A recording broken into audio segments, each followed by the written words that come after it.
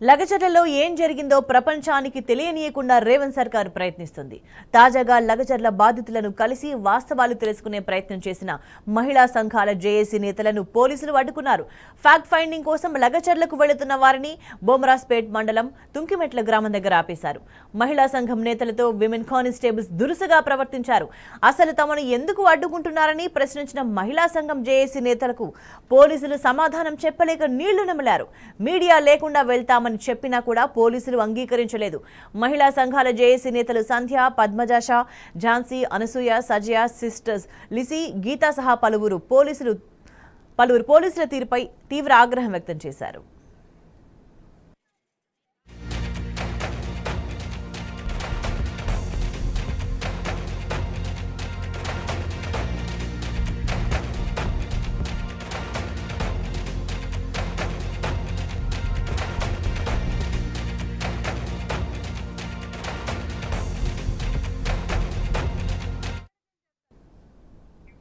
మరోవైపు లగచర్ల బాధితులు ఇంకా ఢిల్లీలోనే ఉన్నారు. లగచర్లలో భూములు కోల్పోతున్న రైతులపై జరిగిన దాడిని యావత్ తెలంగాణ తీవ్రంగా ఖండిస్తుంది. ఈ ఘటనపై ఫిర్యాదు చేసేందుకు బీఆర్ఎస్ నేతలు రాష్ట్రపతి అపాయింట్మెంట్ కోరారు. లగచర్ల ప్రజలపై జరిగిన దాడికి సంబంధించిన నివేదికను ఇప్పటికే రాష్ట్రపతి కార్యాలయానికి బీఆర్ఎస్ నేతలు అందజేశారు. గిరిజన కుటుంబాలపై జరిగిన దాడిని ఇప్పటికే ఎస్సీ, ఎస్టీ, మహిళా, మానవ హక్కుల కమిషన్లను కలిసి రాష్ట్ర ప్రభుత్వంపై ఫిర్యాదు చేశారు. రాష్ట్రపతిని కలిసి తమ గోడును వివరించే వరకు ఢిల్లీలోనే ఉంటామని గిరిజనులు ప్రకటించారు. ఇప్పుడు మాకు ఇక్కడ ఉన్న వాళ్ళు చాలా మంది మీడియా వాళ్ళు తెలుసు. వాళ్ళు అంటున్నారు మేమే మీడియా ఉన్నాం, ఇన్ఫర్మేషన్ ఎందుకు ఇవ్వలేదు అంటే మేము మీడియా సమక్షంలో పోదలుచుకోలేదు. మీరు కూడా కరెక్ట్ రిపోర్ట్ చేయండి. 2 కార్లలో 7 మహిళలు వచ్చాం. ఇందులో మీడియాతో మేము రాలా, మాకు వెనక ముందు మీడియాలు లేవు అంటే మాకు మీడియా సంబంధాలు లేక కాదు కదా. మేము మళ్ళా కొంచెం సేపు ఆగితే మీ స్టేషన్లలోకి వచ్చేవాళ్ళం. ఎందుకు? వాళ్ళ వర్షన్ విన్నాక మీ వర్షన్ వినాలి. దట్ ఈస్ ఫ్యాక్ట్ ఫైండింగ్ అంటే. ఇది నిజమే మీకు తెలుసు కదండి. ఇప్పుడు మేము ఏం చెప్తాం జనానికి చెప్పండి. మేము మీడియా కూడా వద్దన్నాం కదా. ఇప్పుడు మాకు ఇక్కడ ఉన్న వాళ్ళు చాలా మంది మీడియా వాళ్ళు తెలుసు. వాళ్ళు అంటున్నారు మేమే మీడియా ఉన్నాం, ఇన్ఫర్మేషన్ ఎందుకు ఇవ్వలేదు అంటే మేము మీడియా సమక్షంలో పోదలుచుకోలేదు. మీరు కూడా కరెక్ట్ రిపోర్ట్ చేయండి. 2 కార్లలో 7 మహిళలు వచ్చాం. ఇందులో మీడియాతో మేము రాలా, మాకు వెనక ముందు మీడియాలు లేవు అంటే మాకు మీడియా సంబంధాలు లేక కాదు కదా. మేము మళ్ళా కొంచెం సేపు ఆగితే మీ స్టేషన్లలోకి వచ్చేవాళ్ళం. ఎందుకు? వాళ్ళ వర్షన్ విన్నాక మీ వర్షన్ వినాలి. దట్ ఈస్ ఫ్యాక్ట్ ఫైండింగ్ అంటే. ఇది నిజమే మీకు తెలుసు కదండి. ఇప్పుడు మేము ఏం చెప్తాం జనానికి చెప్పండి. మేము మీడియా కూడా వద్దన్నాం కదా. ఇప్పుడు మాకు ఇక్కడ ఉన్న వాళ్ళు చాలా మంది మీడియా వాళ్ళు తెలుసు. వాళ్ళు అంటున్నారు మేమే మీడియా ఉన్నాం, ఇన్ఫర్మేషన్ ఎందుకు ఇవ్వలేదు అంటే మేము మీడియా సమక్షంలో పోదలుచుకోలేదు. మీరు కూడా కరెక్ట్ రిపోర్ట్ చేయండి. 2 కార్లలో 7 మహిళలు వచ్చాం. ఇందులో మీడియాతో మేము రాలా, మాకు వెనక ముందు మీడియాలు లేవు అంటే మాకు మీడియా సంబంధాలు లేక కాదు కదా. మేము మళ్ళా కొంచెం సేపు ఆగితే మీ స్టేషన్లలోకి వచ్చేవాళ్ళం. ఎందుకు? వాళ్ళ వర్షన్ విన్నాక మీ వర్షన్ వినాలి. దట్ ఈస్ ఫ్యాక్ట్ ఫైండింగ్ అంటే. ఇది నిజమే మీకు తెలుసు కదండి. ఇప్పుడు మేము వికారాబాద్ జిల్లా లగచర్ల బాధితుల వద్దకు వెళ్లేందుకు ప్రయత్నించిన మహిళా సంఘాల జేఏసీ నేతలను పోలీసులు అడ్డుకున్నారు. వాస్తవాలను ప్రజలకు తెలియజేసేందుకు ఫ్యాక్ట్ ఫైండింగ్ కోసం వెళుతుంటే పోలీసులు దౌర్జన్యం చేశారు. పోలీసులతో జరిగిన పెనుగులాటలో మహిళా సంఘాల నేతల దుస్తులు చినిగిపోయాయి. ఈ సందర్భంగా పోలీసుల తీరును మహిళా నేతలు తీవ్రంగా ఖండించారు. రేవంత్ అరాచక పాలనను ఎండగట్టారు.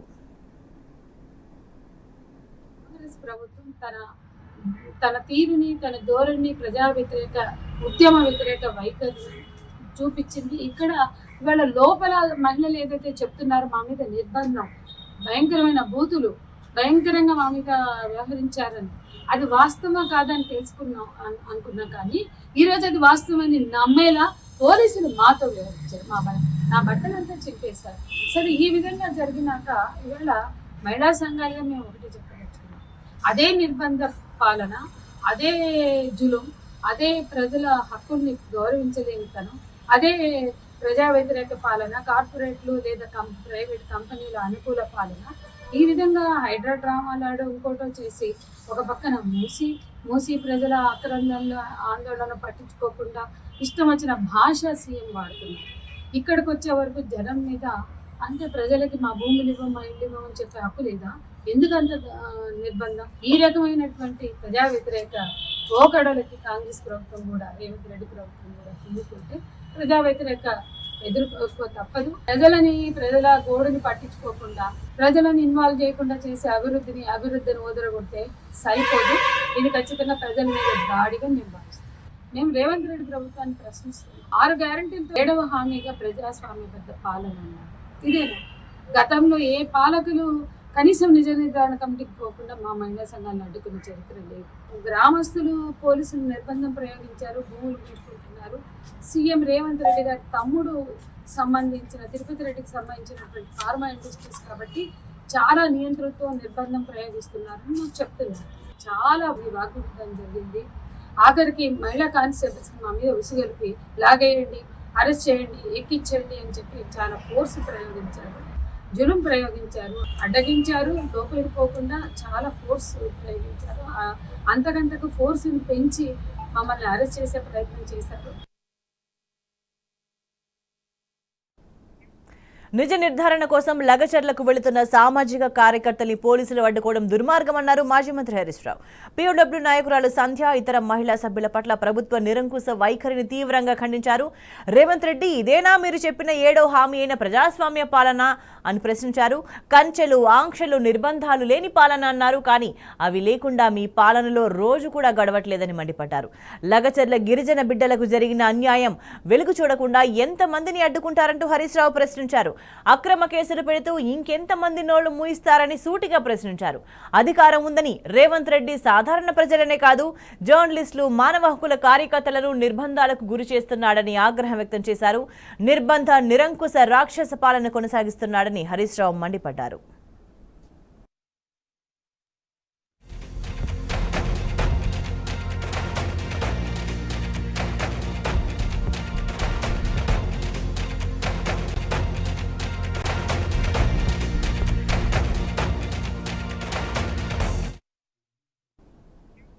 రేవంత్ తీరును ఎండగట్టారు బీఆర్ఎస్ వర్కింగ్ ప్రెసిడెంట్ కేటీఆర్. లగచర్లలో అర్ధరాత్రి గిరిజన ఆడబిడ్డలపై దమనకాండే కాకుండా పట్టపగలు వెళ్లిన మహిళా సంఘాల నేతలపైన దౌర్జన్యం చేస్తారా అని నిలదీశారు. నిజ నిర్ధారణకు వెళ్లిన వారిని అడ్డుకొని వాస్తవాలను తొక్కిపెట్టాలని ఈ సర్కారు ఎందుకు ప్రయత్నిస్తోందని ప్రశ్నించారు. సీఎం సొంత ఇలాకాలో ఇంతటి నిర్బంధం ఏంటన్నారు.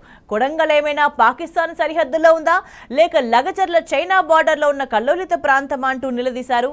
10 ఏళ్లలో ఎన్నడూ లేని విధంగా ఇంటర్నెట్ సేవలు నిలిపివేయడమే కాకుండా కొడంగల్కు వెళ్లే అన్ని దారుల్లో పోలీసుల పహారా ఏర్పాటు చేశారన్నారు. మీరెంత దాచే ప్రయత్నం చేసినా నిజం దాగదని దుయ్యబట్టారు. ఇప్పటికే లగచర్లలో కాంగ్రెస్ సర్కార్ కిరాతకం ఢిల్లీకి చేరిందని, దేశ రాజధానిలో మీ అరాచక పర్వంపైనే తీవ్ర చర్చ జరుగుతోందన్నారు. ఫ్యాక్ట్ ఫైండింగ్ కమిటీలను అడ్డుకోవడం అంటేనే కాంగ్రెస్ సర్కార్ తప్పు చేసినట్టు ఒప్పుకున్నట్టే లెక్క అని తేల్చి చెప్పారు. మహిళా సంఘాలను అడ్డుకున్నందుకు క్షమాపణలు చెప్పాలని డిమాండ్ చేశారు.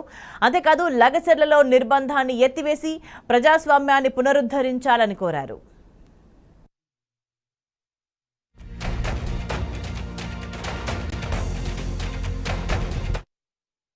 లగచర్ల రోటిబండ తండావాసులు చెప్తున్న మాట. ఒకవైపు తమ వారు ఏమయ్యారో అని ఆందోళనతో వారి గుండెలు బరువెక్కాయి. ఎవరికి చెప్పుకోవాలో తెలియని అయోమయ స్థితిలో లగచర్ల బాధిత కుటుంబాలు గోసపడుతున్నాయి. పోలీసులు అరెస్ట్ చేసిన తమ వారిని రేవంత్ సర్కార్ అప్పగించాలని వారు డిమాండ్ చేస్తున్నారు. నిర్బంధాలతో తమ భూములు గుంజుకునే ప్రయత్నం చేస్తున్నారని మండిపడుతున్నారు. పోలీసుల దిగ్బంధంలో ఉన్న రోటిబండ తండా నుంచి గిరిజన బాధితుల ఆవేదనను మా ప్రతినిధి వంశీ అందిస్తారు. కేవలం లగచర్ల గ్రామమే కాదు, చుట్టుపక్కల ప్రాంతాల్లో ఉన్నటువంటి గ్రామ ప్రజలు కూడా భయాందోళనతో బతుకుతా ఉన్నారు. ప్రజెంట్ మనం వికారాబాద్ జిల్లా రొట్టెబండే గ్రామంలో ఉన్నాం. ఇక్కడ ఉన్నటువంటి మహిళలు కావచ్చు, వీళ్ళందరూ కూడా ఇక్కడే ఉన్నటువంటి పరిస్థితి కూడా మనకు కనిపిస్తా ఉంది. వీరు కూడా గత కొద్ది రోజుల నుంచి కూడా రాత్రిపూట నిద్రలేని రాత్రులు గడుపుతున్నామని కూడా వారు చెప్తా ఉన్నారు. వారు ఆందోళన వ్యక్తం చేసినటువంటి పరిస్థితి కూడా మనకు కనిపిస్తా ఉంది. చిన్న పిల్లల నుంచి పెద్దవాళ్ళ వరకు కూడా తీవ్రమైనటువంటి ఆందోళన చెందుతున్నటువంటి పరిస్థితి కూడా మనకు కనిపిస్తా ఉంది. మనం కొంతమందితో కూడా మాట్లాడించే ప్రయత్నం చేద్దాం, వారి అభిప్రాయాన్ని కూడా మనం తెలుసుకునే ప్రయత్నం చేద్దాం. అమ్మ చెప్పండి, మీ పేరు? నా పేరు రుక్కమ్మ సార్. ఇక మా పరిస్థితి ఎవరు చూస్తలేరు సార్. చిన్న చిన్న పిల్లలు తినకుండా రాత్రి సెన్లులకు పోతుండరు. పోతే కూడా ఇట్లా పాములు తేళ్లు వస్తాయంటని భయపడుతుండరు. ఇంటికి వస్తే ఇంటికాడ అట్లా ఉండదు పోలీసులతోని. మా పరిస్థితి ఎవరు చూస్తలేరు. ఇప్పుడు వచ్చి మాతోటి మీరు మాట్లాడుతున్నారు. ఇన్ని రోజులు ఏమవుతున్నాని ఇడికి 8-9 ఏళ్ళు అవుతున్నది. ఎవరు మా పరిస్థితి చూస్తలేరు. లేకుండా అంతా ఎక్కడెక్కడ పోయిండ్రు. వాళ్ళకి తినడానికి తిండి లేదు, వాళ్ళకి నీళ్ళు లేదు. వాళ్ళు ఆడ ఉండారు. మా వాళ్ళు ఎవరు చూస్తలేరు. మాకొచ్చి మళ్ళా పోలీసు వాళ్ళు బెదిరిస్తున్నారు సార్. ఇప్పుడు రోడ్ల పొట్టి తిరుగుతూనే ఉన్నారు పోలీసు వాళ్ళు రోజు. మరి అమ్మ నువ్వు చెప్పమ్మా నీ పేరు? నా పేరు జ్యోతి. ఏడ్సే పరిస్థితి ఏర్పడింది కదండి సార్. మా భర్త ఒక చోట, మేము ఒక చోట. మా పిల్లలకు జ్వరం వచ్చినా ఎవ్వరు పట్టించుకుంటలేరు. ఇలాంటి ప్రభుత్వాన్ని మేము కోరుకున్నామా? ఇలాంటి సీఎంని కోరుకున్నామా? మేము ఓట్లేసి ఎందుకు గెలిపించినాం సార్? మీ వల్ల కాకుంటే మీరు రాజీనామా చేయండి. మీకు అసలు ఇలా అభివృద్ధి చేయాలా మన రాష్ట్రాన్ని? ఇలా 3-4 తండాలని అణగదొక్కుతున్నావు సీఎం సార్. నీకు అసలు మర్యాద మానవత్వం ఏది లేదా? ఎన్ని రోజులు ఇలా బాధపడాలి మేము? ఎన్ని రోజులు ఇలా భయపడి ఇట్లా దాక్కొని ఎన్ని రోజులు బతకాలి? మా భర్తలు ఒక చోట, మేము ఒక చోట. మా పిల్లలకు జ్వరాలు వస్తుంటే కూడా మేము ఇక్కడ నుంచి తాండాల నుంచి కదులుతలేము. అటువంటి పరిస్థితి ఏర్పాటు చేసింది ఎవరు ఈ రోజు? నువ్వు. మా కన్నీళ్లకు కారణం సీఎం సార్. ఇప్పుడు ఆ ఫార్మాసిటీ ఏడ పెడతారో 20 కిలోమీటర్ వరకు దాని గాలి సోకుతుంది. మేము ఒక్కటే వెళ్తామా? మా చుట్టూ ఉన్న ఊర్లు వెళ్ళవా? వాళ్ళు ఎందుకు పట్టించుకుంటలేరు? వాళ్ళకి లేదా బాధలు? మేము ఒక్కళ్ళమే కొట్లాడాలా? మాదేనా మొత్తం మా ఒక్కళ్ళదే పోతున్నాయా? అమ్మ ఎంతమంది పిల్లలమ్మా మీకు? మీ భర్త ఇంట్లో నుంచి వెళ్ళిపోయి ఎన్ని రోజులైంది? వారం రోజులైంది సార్. ఒక ఫోన్ కాల్ లేదు. ఇగో చిన్న చిన్న పిల్లల్ని ఎత్తుకొని ఇట్లా రోడ్డు పాలవుతున్నాం మేము. మా పరిస్థితి ఎవరు పట్టించుకునేది లేదు.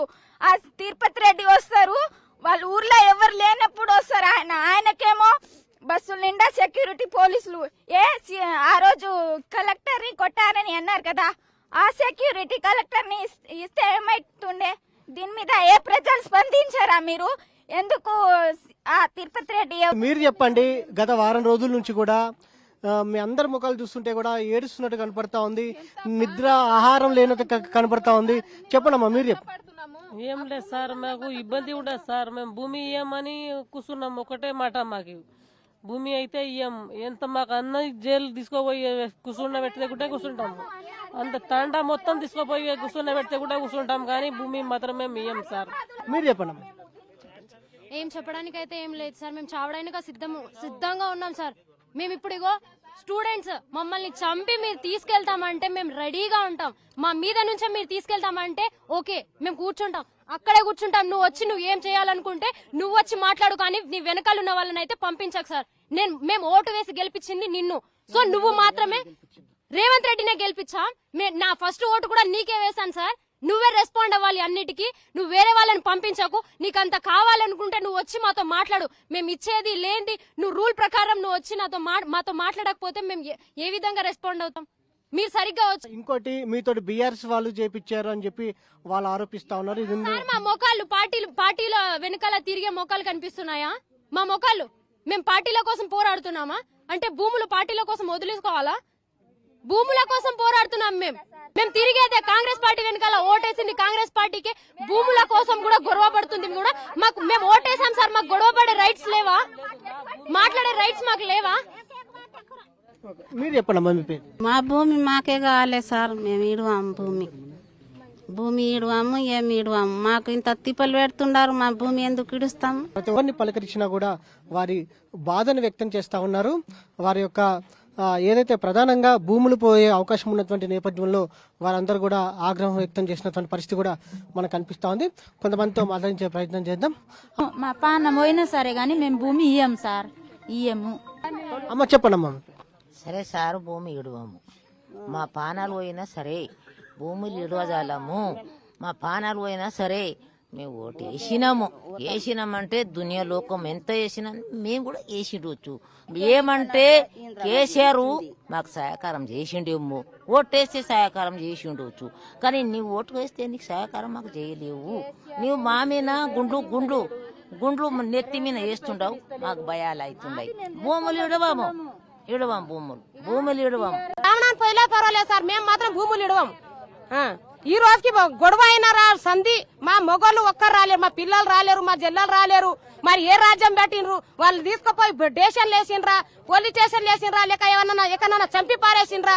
వాళ్ళు ఏం చేసిండ్రో మాకైతే రేవంత్ రెడ్డి సార్ మా వాళ్ళని ముందరిని తీసుకెళ్లి మాకు అప్పగించాలి. ఆర్మీ తండ నుంచి మొత్తం ఎంతమంది మొగాళ్ళు కనిపించకుండా అయినరు? మస్తు మంది కనిపించకుండా మేము లెక్కలు పెట్టుకోలేము. నాకు కూడా 3 పిల్లలు, ఒక నా చిన్న కొడుకు, మా వాళ్ళ డాడీ కూడా లేరు. గొడవ అయిన రోజు సంది లేరు వాళ్ళు కూడా. మేము గెలిపించింది రేవంత్ రెడ్డి సాని. వాళ్ళ అన్నందుకు వస్తాడు? వాళ్ళ అన్నకి ఏం అధికారం? వాళ్ళ అన్న ఏమన్నా సర్పంచా, ఏమన్నా లీడరా, ఏంది? ఎందుకని ఇంతకాలం దౌర్జన్యం వస్తున్నాడు? ఇక్కడ గొడవ అందరం చెన్నులో పోతే ఇక్కడ ఊర్లలో వచ్చి చిన్న చిన్న పిల్లలకు మీరు ఎంత చేసినా కానీ మేము పెడతాం రా, మీరు ఎంత చేసినా పెట్టిపోతాము, మేము ఇడవము, ఫార్మా కంపెనీ ఎట్లయినా పెడతాం, మీరు చనిపోయినా కానీ పెడతామని దౌర్జన్యం చేసిపోతున్నాడు. తిరుపతి రెడ్డి ఎందుకు?